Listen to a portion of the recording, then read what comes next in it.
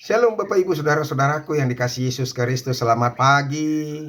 Selamat bertemu kembali dalam sapaan firman Tuhan yang menjadi renungan buat kita.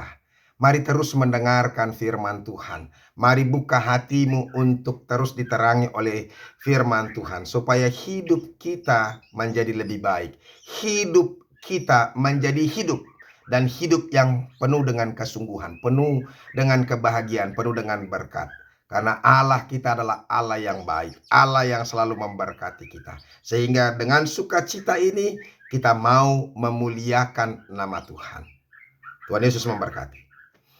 Bapak Ibu Saudara-saudara, firman Tuhan yang menjadi renungan buat kita yaitu yang terambil dari 1 Petrus pasal yang pertama ayat yang ke-17. Tetapi sebelumnya marilah terlebih dulu kita menyerahkan hati dan pikiran kita untuk diterangi oleh Roh Allah. Mari kita berdoa.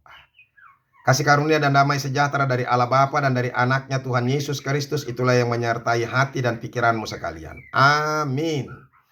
Bapak Ibu Saudara-saudaraku, 1 Petrus pasal yang pertama ayat yang ke-17 dikatakan demikian.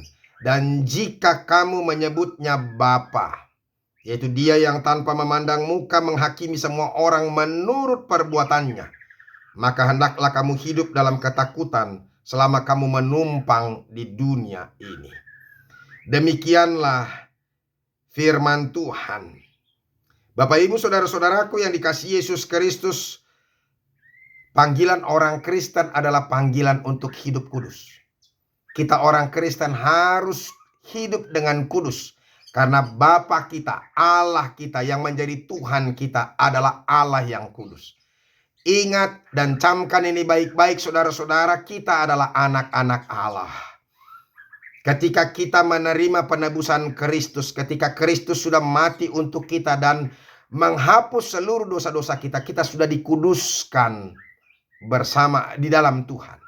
Dan oleh karena itu saudara-saudara, maka jauhkanlah kembali kehidupan kita yang lama. Kehidupan yang hanya mengandalkan keinginan daging, yang kita mau terus mengikuti keinginan duniawi, yang padahal keinginan duniawi itu sama seperti yang dikatakan di sini. Saudara-saudara, berhati-hatilah ya, kalau dulu kita adalah orang-orang yang bodoh, yang masih mau melakukan kejahatan, yang mau melakukan keinginan-keinginan daging kita, yang sama seperti dilakukan oleh nenek moyang kita ketika mereka belum percaya kepada Yesus Kristus. Kita sudah ditebus, jangan lagi mau hidup dengan cara yang lama lagi.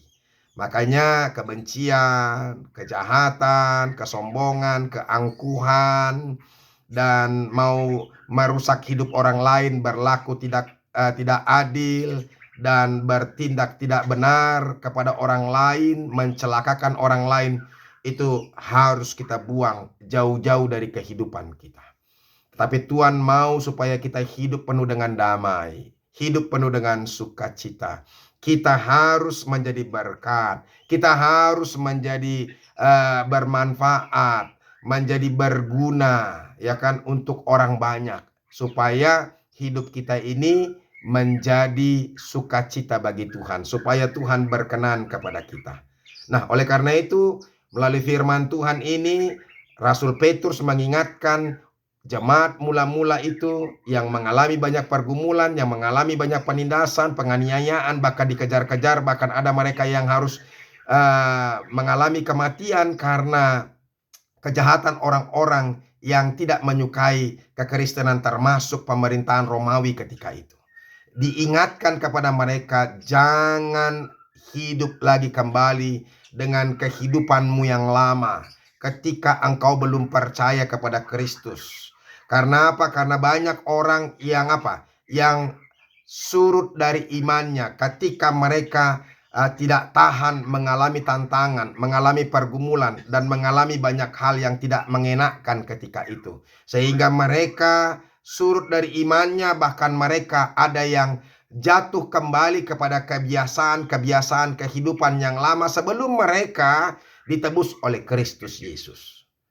Makanya oleh karena itu hari ini diingatkan kepada mereka di firman Tuhan kita ini. Dan jika kamu menyebutnya Bapa, jadi Tuhan kita itu adalah Bapa. Jadi Alkitab selalu menyatakan bahwa hubungan relasi kita kepada Tuhan itu sama seperti bapa dengan anak. Saudara-saudara, hubungan bapa dengan anak itu adalah hubungan yang sangat dekat. Yang paling dekat dan paling erat di antara hubungan atau relasi-relasi yang ada di dunia ini. Jadi begitu dekatnya kita dengan bapa.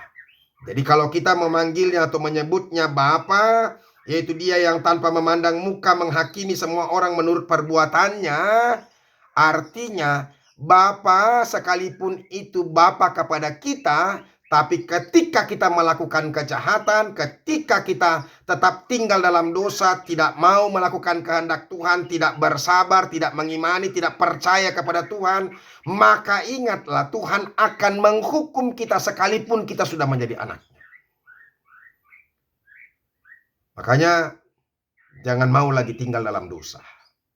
Buang semuanya keinginan-keinginan daging, kejahatan-kejahatan yang lampau. Supaya apa? Supaya Tuhan berkenan kepada kita. Karena apa? Karena hukuman Tuhan itu begitu mengerikan. Hati-hati saudara-saudara, jangan sampai kita tidak percaya bahwa ada neraka. Yaitu tempat di mana orang-orang yang tidak Tuhan kenan, orang-orang yang dibenci oleh Tuhan karena kejahatannya, karena keinginan dagingnya terus, karena dia melakukan apa yang sesuai dengan keinginan dagingnya tanpa mengikuti apa yang Tuhan kehendaki, itu menjadi tempat baginya. Supaya kita betul-betul menyadari saudara-saudara, begitu berbahayanya, begitu mengerikannya ketika kita tidak taat, ketika kita tidak percaya, ketika kita masih mau tinggal lagi dalam kejahatan kita. Makanya hiduplah kudus di hadapan Tuhan. Jadilah benar. Jadilah orang yang membawa berkat, menjadi sukacita. Jadi ketika kita berada, seharusnya kita menjadi sukacita bagi banyak orang. Maka munculkanlah diri kita menjadi orang-orang yang memberkati, orang-orang yang membawa sukacita, orang-orang yang memberikan damai sejahtera. Ketika ada orang-orang yang bergumul, berseteru di situ, kita ada untuk membawa damai bagi mereka. Kepada orang-orang yang sedih, kita ada untuk memberikan penghiburan kepada mereka. Ketika ada orang yang lemah, kita ada untuk menguatkan, meneguhkan mereka. Maka itu yang diharapkan oleh Tuhan dari kehidupan orang percaya. Sehingga Tuhan akan bersukacita kepada kita. Ya, maka hendaklah kamu hidup dalam ketakutan. Apa maksudnya hidup dalam ketakutan? Hidup dalam ketakutan di sini bukan berarti sama seperti seorang pencuri yang takut kepada polisi, yang dikejar-kejar oleh polisi. Bukan itu. Ketakutan juga bukan karena perasaan bersalah atau guilty feeling. Bukan itu. Tapi ketakutan yang disampaikan di sini adalah perasaan kita yang takut mengecewakan Tuhan. Karena perbuatan-perbuatan kita yang jahat, yang membuat Tuhan sedih. Ya, itu yang kita harus lakukan. Bukan berarti kita menghindari Tuhan. Tetapi justru takut akan Tuhan atau hidup dalam ketakutan yang dikatakan di sini adalah kita semakin mendekat kepada Tuhan, berlaku baik, berlaku benar, hidup kudus, hidup seperti yang mau dikehendaki Tuhan, dan taat dengan apa yang Dia perintahkan. Itu yang Tuhan mau dalam kehidupan kita. Makanya saudara-saudara, melalui firman Tuhan ini yang disampaikan kepada jemaat mula-mula itu sekarang ini kepada kita. Supaya kita boleh hidup berkenan kepada Tuhan. Kita boleh menjauhkan yang jahat. Keinginan-keinginan daging yang mematikan. Yang membawa kepada kebinasaan. Biarlah itu dibuang. Ada banyak orang gila-gila hormat. Ada banyak orang yang hanya mau didengarkan. Bahkan berusaha untuk apa? Untuk menjadikan situasi menjadi kacau kalau dia tidak didengarkan. Ingat saudara-saudara, yang dibutuhkan adalah kita mau menghambakan diri. Itu yang Tuhan kehendaki. Bukan supaya kita menjadi orang yang hebat atau menjadi bos bagi orang lain. Tapi kita mau menjadi hamba, merendahkan diri di hadapan orang lain. Itu yang paling berharga di hadapan Tuhan. Oleh karena itu sekali lagi, hiduplah kudus di hadapan Tuhan karena Tuhan yang kita sembah itu adalah kudus. Hiduplah benar karena Tuhan kita benar. Dia menuntut kita untuk hidup dalam kebenaran. Maka kita yang sudah dibebaskan dengan darah Kristus, darah yang mahal itu, bukan karena perak dan emas, bukan karena permata, itu apa? menjadi pengharapan keselamatan terus kepada kita. Kita akan memiliki pengharapan hidup yang kekal, sehingga kita penuh semangat sekalipun kita mengalami banyak pergumulan di dalam hidup kita. Semoga firman Tuhan ini meneguhkan dan menguatkan kita. Tuhan Yesus memberkati. Amin. Terima kasih Tuhan untuk firman-Mu, berkatilah itu. Ajar kami untuk tetap setia, menjadi orang-orang yang kudus, karena kami sudah ditebus oleh Kristus, dan penebusan itu dengan darah Kristus yang begitu mahal, bukan dengan emas dan perak atau permata yang bisa tidak kekal itu. Tapi kami ditebus dengan harga yang mahal. Oleh karena itu biarlah jangan kami sia-siakan semuanya. Di dalam nama Yesus Kristus kami berdoa. Amin. Bapak Ibu Saudara-saudara sudah dengarkan firman Tuhan, camkan baik-baik, hidup dengan benar, hidup dalam kekudusan, karena Tuhan meminta kita untuk hidup kudus, karena Tuhan juga adalah Allah yang kudus. Tuhan Yesus memberkati kita. Sampai ketemu besok. Salam.